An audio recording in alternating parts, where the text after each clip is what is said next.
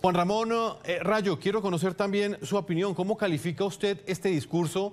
Y me gustaría también conocer su lectura sobre el impacto que generó. ¿Por qué cree que tantas personalidades del mundo político y económico le han dado relevancia a esta intervención del presidente argentino Milei? Bueno, buenas noches. Yo creo que es un discurso histórico, sobre todo por el foro en el que tiene lugar. Se han ido alejando cada vez más de los principios del liberalismo, y son esos los principios, el derecho a la vida, a la libertad, a la propiedad privada, los que permitieron que Occidente prosperara, se emancipara, se liberara de las servidumbres feudales y estatales a las que se veía sometido, y por tanto fueron los principios que nos trajeron libertad y prosperidad. Y cada vez más nos estamos alejando de esos principios en aras de una especie de gobierno autocrático, autotecnocrático, pero con una revestimenta democrática para aparentar que en última instancia gobierna el pueblo, cuando en realidad quienes gobiernan son estas élites políticas y empresariales globales. Y es muy importante que Javier Milei haya lanzado este mensaje en este foro para marcar distancia con el statu quo político-económico dominante. Cantarles las 40 hasta cierto punto a ese statu quo político dominante que va cooptando cada vez más poder a costa de los ciudadanos. Y para plantear, y también más allá de ese foro, porque no perdamos de vista que Javier Milei no solo estaba hablando para los que estaban dentro. Javier Milei obviamente esperaba que este discurso tuviese el impacto que está teniendo y, por tanto, estaba hablando también a los de fuera de ese foro. Dejar muy claro que Argentina se quiere distanciar de este modelo colectivista, estatista, liberticida, y que, por tanto, le planteabas antes la cuestión de si era el mejor foro para hacer este discurso, porque es un foro para atraer inversiones.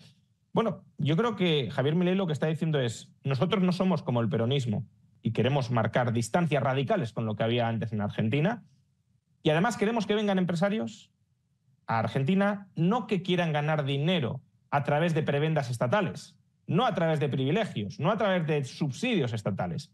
Queremos que vengan a Argentina aquellos que sin privilegios crean que pueden generar valor para el conjunto del planeta desde Argentina. Y ese es el mensaje que en última instancia trasladó Javier Milei. Si ustedes vienen aquí a generar valor para el planeta desde Argentina, brazos abiertos. No los vamos a castigar ni con impuestos. Obviamente el Estado argentino sigue existiendo, pero la voluntad es rebajar todo esto, ni con impuestos excesivos, ni con regulaciones absurdas y gravosas, y los vamos a acoger. Ahora, si ustedes esperan venir aquí para que el político de turno los enriquezca parasitando a los ciudadanos argentinos, ese modelo, que es el modelo peronista mercantilista, se ha terminado, al menos durante la presidencia de Javier Milei. Y por eso creo que es un discurso histórico por la valentía de hacerlo ante ese foro de élites globales que manejan el planeta a través de los estados constituidos, y histórico y relevante en el sentido de que manda un mensaje muy potente a la comunidad empresarial, a la comunidad inversora y también a los ciudadanos del resto del mundo, que visualizan que empieza a haber, que puede haber un modelo distinto al statu quo dominante, cada vez más estadista.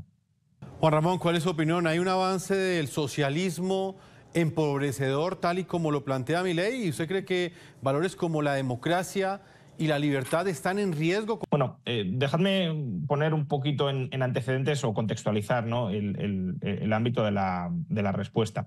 Javier Milei es un economista que se adscribe a la Escuela Austríaca de Economía. Sus dos grandes referentes intelectuales, al menos en el mundo hispanohablantes, son, como es bien sabido, Alberto Venegas Linchijo, desde la parte más filosófica, también económica, pero filosófica, y desde España el profesor Jesús Huerta de Soto. El profesor, de hecho, a los dos los citó en su discurso de investidura. El profesor Jesús Huerta de Soto es mi director de tesis doctoral. Entonces, ¿qué entiende la Escuela Austríaca por socialismo? O, sobre todo, ¿qué entiende el profesor Jesús Huerta de Soto por socialismo? Uno de los grandes referentes vivos de la Escuela Austríaca. Bueno, Jesús Huerta de Soto define socialismo como todo ataque o coacción sistemática al libre ejercicio de la función empresarial. Es decir, cualquier barrera violenta y sistemática a que el empresario pueda desarrollar su función creadora de riqueza en sociedad, el profesor Jesús Huerta de Soto lo califica como socialismo.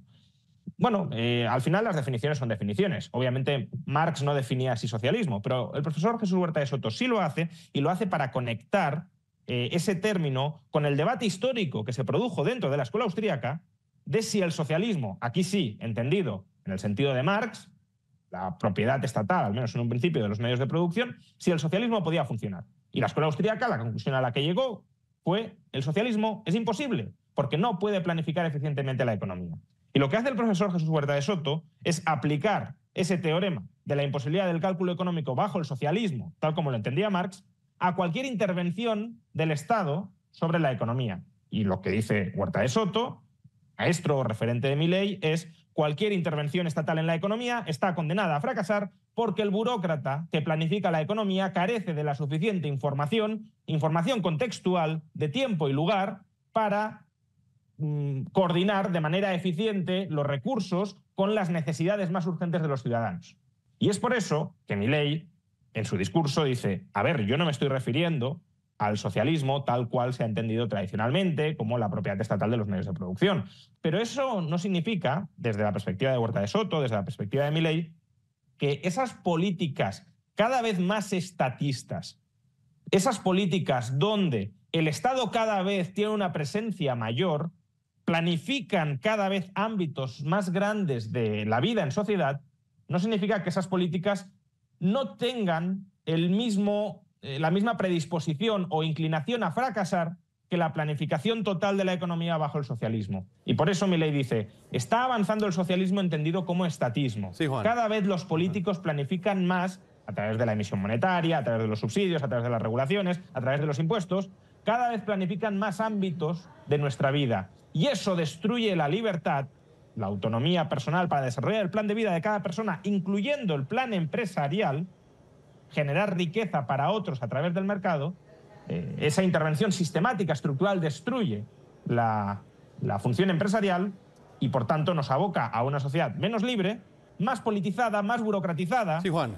más estatalizada, más pobre y menos libre. Y ese es el fondo del mensaje del discurso de Javier Milei, y la apelación al socialismo que hace, si uno lo contextualiza bien, hay que leer: el mundo está en peligro por el estatismo, por el creciente rol que desempeña, por desgracia, el Estado en la vida social. Ella asegura que en los actuales tiempos el empresario es un héroe. Les ha recordado a los empresarios que son benefactores sociales y lo ha argumentado sobre las bases y los resultados que ha tenido el capitalismo en los últimos 2 siglos. ¿Qué piensa usted de esta parte en particular?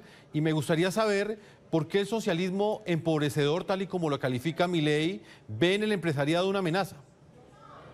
Sí, bueno, yo diría que el empresariado es un benefactor siempre que no sea un empresario prebendario. Si es un empresario dentro del libre mercado, desde luego, si prospera es porque genera valor para los demás. Hay diversas teorías sobre por qué comienza la revolución industrial, y una de las teorías que creo que tiene una creciente aceptación es la de la profesora Deirdre McCloskey, que sostiene que la revolución industrial empieza porque hay un cambio cultural. Un cambio cultural en el que se dignifican las virtudes burguesas, en las que se dignifica el comercio, en las que se dignifica el empresariado. Hasta ese momento, el empresariado, el comerciante, el burgués, era un apestado social. El referente social era la nobleza o el clero, pero no la burguesía. Es cuando la burguesía reemplaza dentro del imaginario colectivo a la nobleza o al clero como referentes de la sociedad, cuando el comercio y la producción basada en el comercio, el mercado, el capitalismo empieza a surgir. Y ese periodo coincide con la revolución industrial o con el inicio de la revolución industrial, y por tanto el periodo de mayor expansión de generación de riqueza de toda la historia de la humanidad, con muchísima diferencia, tal como recordó Javier Milei. Por tanto, las ideas, los valores, la cultura subyacente a una sociedad es clave para explicar el desarrollo o el subdesarrollo de la misma. Y por eso la batalla intelectual, la batalla de las ideas, la batalla cultural es tan importante en todos los frentes. Comentaba Alberto el frente académico, el frente universitario. De nuevo, aquí hablo, si me permitís, desde mi experiencia.